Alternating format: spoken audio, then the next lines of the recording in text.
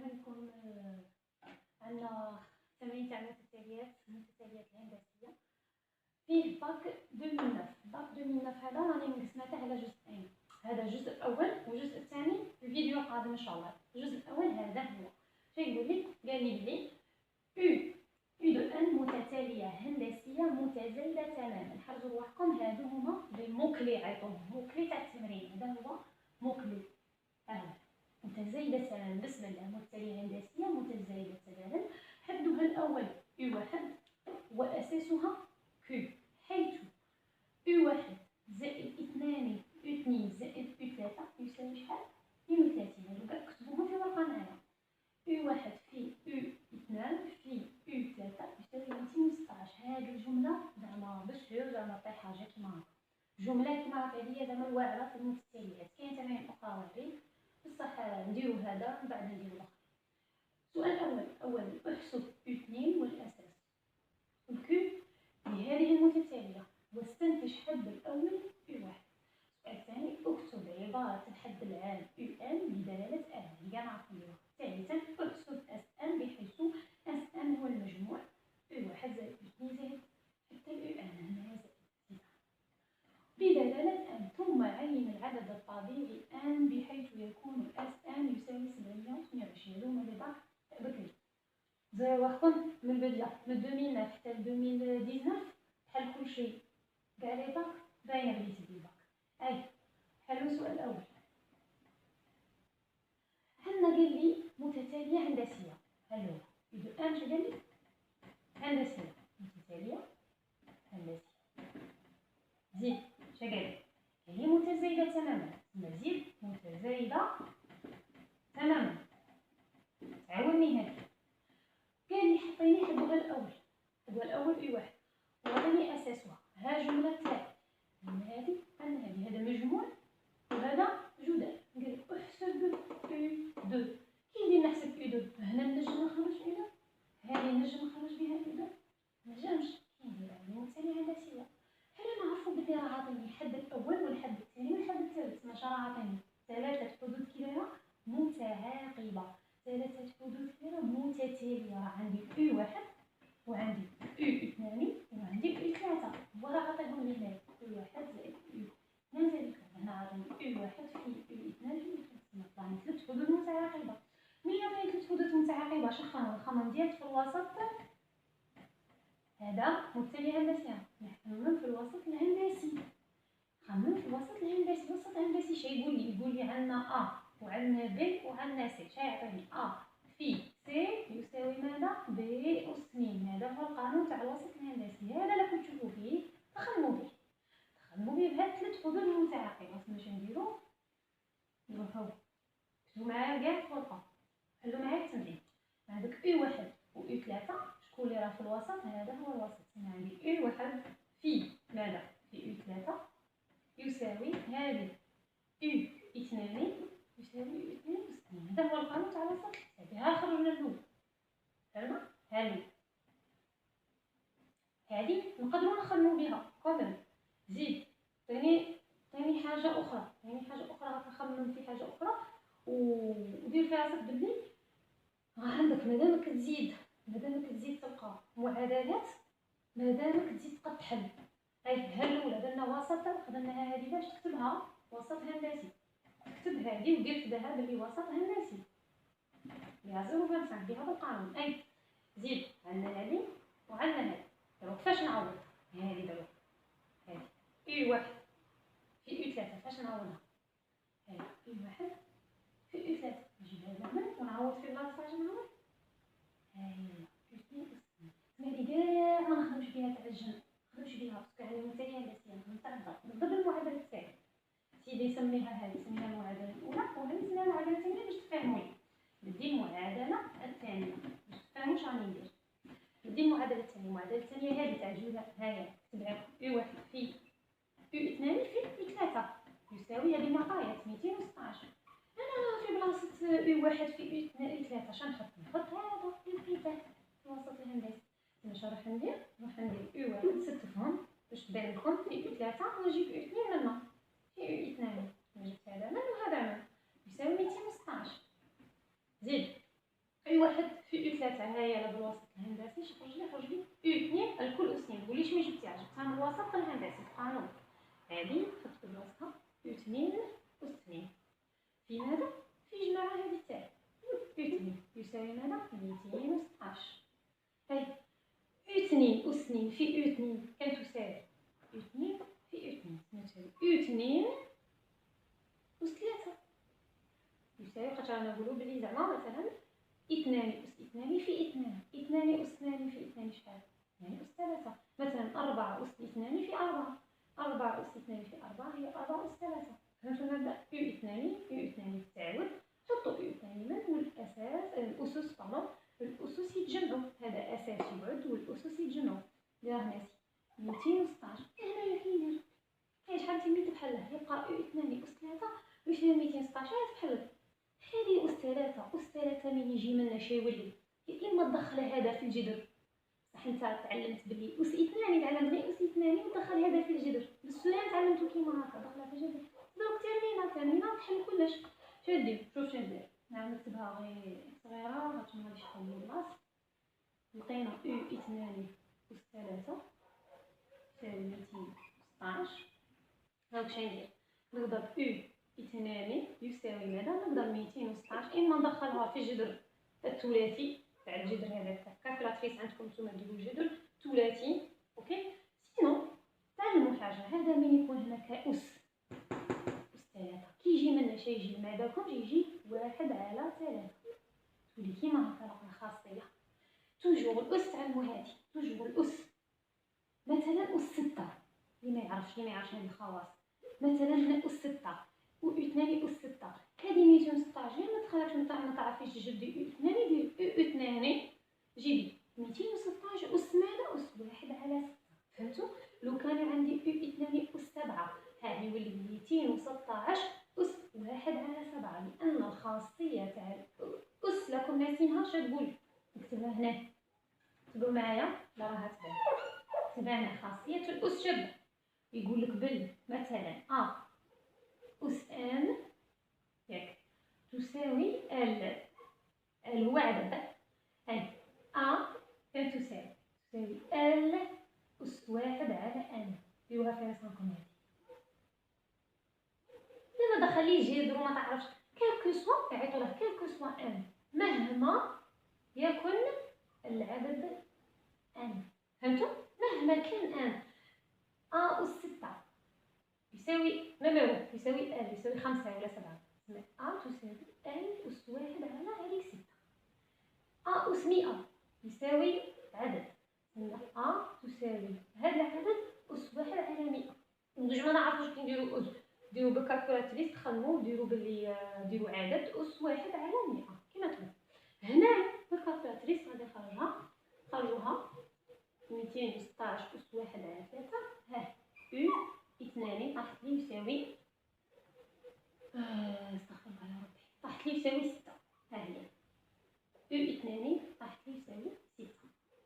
دخلتها في الكالكولاتريس خرجت لي 216 أس 1/3 طاحت لي U2 يساوي 6. كتبوا الحل تاعكم عندنا شو بلاص نمسح.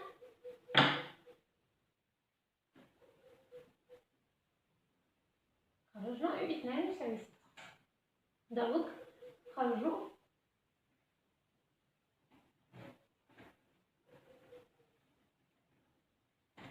الكيو اساس. خرجوا الاساس تاعنا.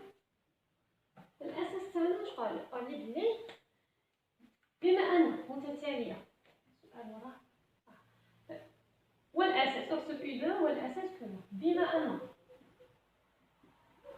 U2 إذا متتالية هندسية ومتزايدة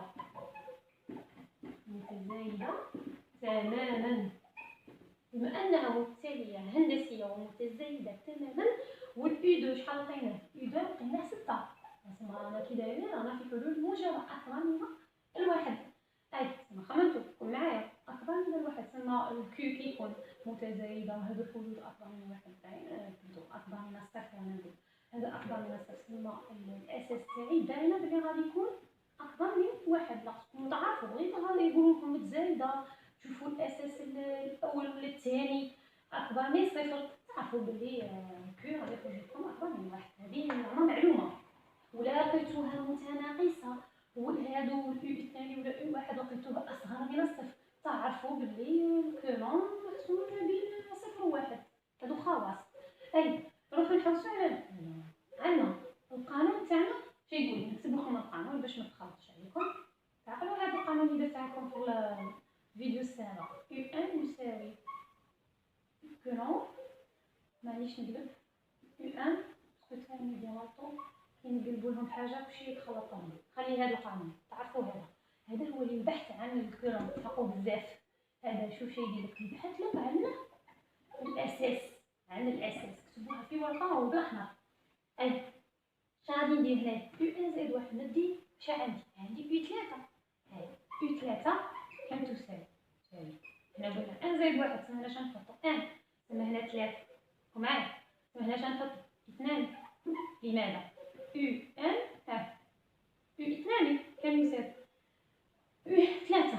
باش نضرب نغافل كي تاعي صافي كاع نعرفو نجبدوها. زيد يو 2 كم تساوي يو 1 في كولون. علاه ما درتش هنا اسس؟ علاه لو كان ندير 3 ناقص 2 شتعطيني 3 ناقص 2 شتعطيني 1. عليها ما درت والو. اس واحد لو كان ندير 2 ناقص 1 تعطيني 1. علاه ما درت والو. لو كان عندي انا يو صفر زيد ندير هذا يو 1 يساوي يو صفر في الكيو. انا ما عنديش يو صفر، قال لك اساسها حدها الاول هو يو 1. تسمى هنا جو بلوك، هنا جو بلوك. اي هذا نجم نخرج منه القانون، وهذا نجم نخرج منه قانون. لماذا؟ في الحدود استعملت هذا المعادله الثانيه خرجت منها الحدود. دروك باش نخرج الاساس كون طريق انتيليجون، باش نخرج الاساس نخدم بالمعادله الاولى لان فيها جمع ويساعدني الجمع يساعدني بزاف. انا هنا شا عندي يو 3 يساوي يو 2 في كولون. وتشوفوا زيد هذا يساعدني ولا ما يساعدنيش؟ انا ما نحطهش في بلاصه يو 3. في بلاصه يو 3 شنو نحط يو 2 في كولون. في بلاصه يو 3 نحط يو 2 في كولون. تسمى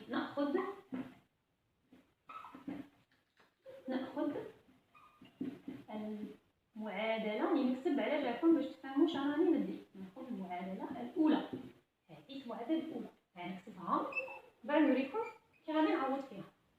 زائد 2 يو 2 يو 3 يساوي شحال؟ 32. في بلاصه يو 1 هذه نخدمها. في بلاصه يو 1 شنحط؟ انا هنايا عندي ما نحط. شوف كاين يو 2 يساوي يو 1 في كولون. تما نخرج يستلزم خرج يو 1. يو 1 ماذا يساوي؟ يو 1 ماذا يساوي هنا في هذا القانون؟ نجيب هذا لنا ونضرب شي يولي قسمه. يو 1 اللي ثقيل في هاد الصوالح يركز، اللي ثقيل في الرياضيات في هاد الصوالح يركز. عندك لوكازيون معاه تتعلم. اي عندك يو 2 يساوي يو 1 في كولون. هذا في كي غادي نخرج يو 1 ها ولا يو 1. يو 1 ماذا يساوي؟ شا كاين راه مضروب في كولون. هذا الضرب توجور وين يجي وراء المساوات يجي قسمه. ها تولي يو 2 يو 2 قسمه نجيب كولون هنا قسمه كولون. فوالا فهمتوا؟ في بلاصه اليو 1 شنحط؟ نحط يو 2 على كولون. فهمتوا؟ في بلاصه هذا شنحط؟ نحط يو 2 على كولون. الهدف تاعي لايجاد الاساس. زائد هذه خليها دوك نقول لكم على راني ندير فيها. خلي 2 يو 2 سما راني باغي غاردي، راني باغي نخلي غير الاساس اللي لقيته باسكو انا يو 2 اللي لقيته نيشان يو 2 لقيته 6. اسكو عندي يو 1؟ يو 1 عندي ما عنديش. يو 3 عندي ما عنديش. وعلاه نخليهم؟ بها راني نعوض كل شيء باليو 2 غير هو اللي معلوم، والكولون والاساس راني نخليه مجهول باسكو الهدف تاعي توسع عليه. هذه عوضتها هي يو 2 يو 2 ها هو تا هناك. زائد يو 3 ما عنديش كي ندير نعوض في بلاصه يو 2 ها هو يو 2 في كولون. ها هو اللي خرجت هذا. نخرج في بلاصه هذا شنحط؟ نحط يو 2 في كولون. ركزوا صافي. كم تساوي هذه المعادله؟ غير هذه تساوي 2 و 3. كاع فهمنا؟ ايوا دروك شنو ندير؟ نخرج صافي نوحد المقامات على الكولون هي ونخرج معادله. عندنا هنا يو 2 يساوي 6. نعوضها نعوض وسطين.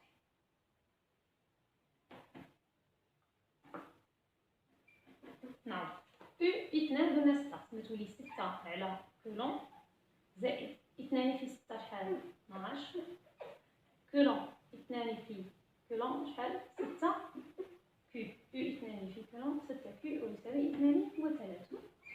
هنا تخدمكمش 6 على كولون هذه كاع ما تخدمكمش، هذه دوك نوريكم كي ديروها. زائد 12 زائد 6 كيو يساوي 32. دوك نوريكم كي نخدموها. نمسح فوق باش نكمل الحل. عرفتوا طريقة الحل؟ كتبوها كما صافي معاكم. واحد المقام على ديال الكولون تاعي، واحد المقام على هذا الكيو، تما شحال عندنا 6 كيو تقعد 6 زائد من وحدنا المقام على كيو تما كلشي الفوق نضربه في الكيو. هنا من هو عنده المقام تاعي هذا الفوق تما هنا شيولي 12 كيو زائد ماذا؟ هنا عندك 6 كيو زيد له توحد له المقام تضربه في كيو شحال تولي 6 كيو أس 2 ضربت كيو في الكيو تولي أس 2 يساوي شحال؟ 32. كون معايا؟ اهي لازم نخدم.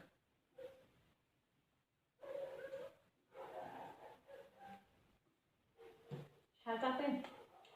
عندك 6 زائد 12 دوك نكون عارفة 6 زائد 12 كيو زائد 6 كيو أس 2 كم تساوي؟ هذا راه قسمة، قلت لكم بلي الضرب تولي قسمة والقسمة هذا راه قسمة، كيما قسمة القسمة ملي تجي من وراء المساوات تولي ضرب. تسمى 32 هذا نجيبها منها يولي ضرب في كيما. قاعد فاهمة؟ هكذا تولي. أي عندك نزيد نجيبها هنا تسمى 32 كيلو صاي اللي عارفين تسمى تولي 6 زائد 12 كيو زائد 6 كيو أس 2 ناقص 32 كيو يساوي ماذا؟ صفر. معادلة صفرية. أي نخدم صوالحين نجمعهم نلمهم. أنا خرجت لي معادلة نعطيها لكم واجبة ديريكتومون، وبالتالي خرجت لي كيو أس 2 ما نزيدوش طول الحساب ناقص 20 كيو زائد 6 خرجت لي كيما هكذا. نوريها لكم كي خرجت. عندك قسمت كلشي على 6 دوك عندك هذه مع هذه شتعطيني؟ تعطيني 20 ناقص 20 هذه ناقص 20 وهذه ناقص 6 زائد 6 هذه وزائد 6 كولون راني نسيتها 6 كولون هاوي 6 أس 2 6 كولون أس 2. هذه هي المعادلة الأخيرة اللي خرجت. طيب هذه 6 كولون أس 2 هذه ناقص 20 كولون وزائد 6 هذه أساس. شنو ولا هذه معادلة؟ شنو نشوفوا معادلة من الدرجة الثانية ذات المجهول. شكون هو الأساس؟ هنا المجهول هو الأساس. أي المجهول هو الأساس بمعنى خرجوا المجهول. أي خرجوا المجهول بالدالتا. دالتا كاع نعرفو نحسبوه اللي راه ناسيه بي او كاري موان 4 سي بي او كاري موان 4 ا سي اللي هو بي اس 2 ناقص 4 ا سي. اي تلقاو من النتيجه عندك بي اس 2 عندك ها هو 20 اس 2 تما 20 اس 2 ناقص 4 في ا اللي هو 6 في سي اللي هو 6 ثم دالتا يساوي 20 ناقص 20 اس 2 ناقص 4 في ا مثله الناسيه تذكر معايا في سي اللي هو 6. كنتيجة كاع لقيتها باش ما نطولش بزاف لقيتو أكبر من الصفر. نخدم ديريكت لقيتو أكبر من الصفر. النتيجة غادي تطيح موجبة هنايا أكبر من الصفر. كحلول خرجوا لي الحل الأول الكيو الأول خرج لي نعطيكم ديريكت ولا ندير لكم الحل؟ معليش ندير لكم القانون باش اللي راه ناسي يتفكر معايا. عندك ناقص بي زائد جذر دلتا على 2 ا والقانون في 1 وفي 2 ناقص بي زائد ناقص جذر دلتا على 2 ا اللي راه ناسي يخدم معايا.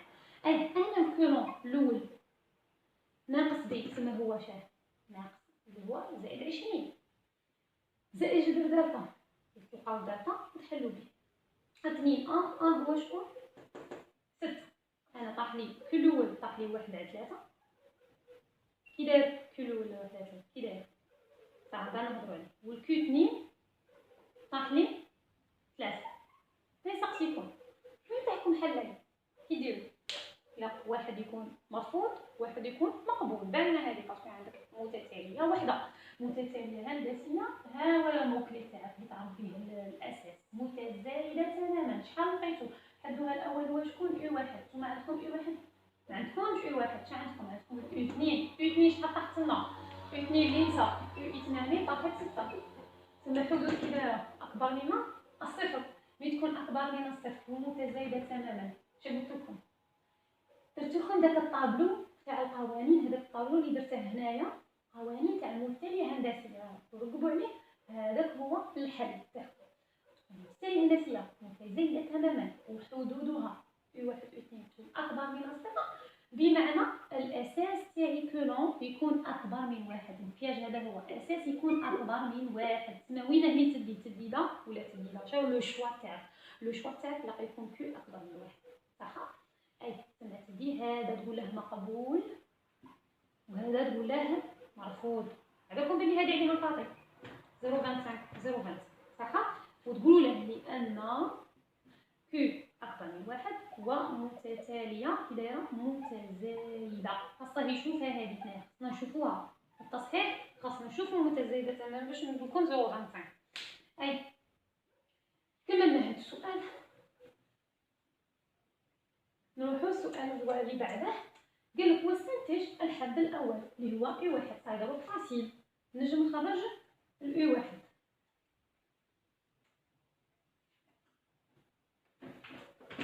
ماما تخرجوها وحدكم قبل ما نديرها انايا باش تعرفوا واحكم لا فهمتوا ولا تعرفوا تحلوا ولا ما تعرفوش تحلوا.